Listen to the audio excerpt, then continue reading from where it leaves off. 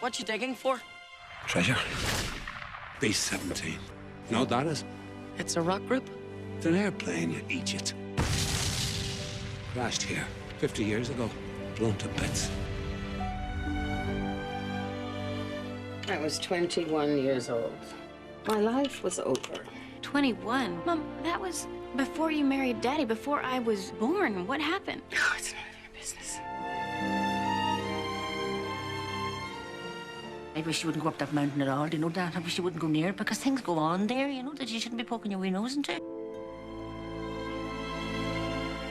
I'm trying to understand what happened to her. The war happened, for Christ's sake.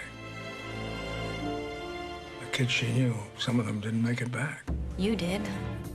Hey, Ethelette, come on. Okay. I found something. Well, it wasn't your brains, was it? I found a ring. A gold ring. Ethel and Teddy. If I don't make it through this, I gotta know that there's somebody to look after Ethel Ann. What are you talking about? I will always love you, Teddy. I'll be yours till the day I die, I swear it. I love you. I never heard her say those words. Neither did you. You're not in love with her? No, I'm not.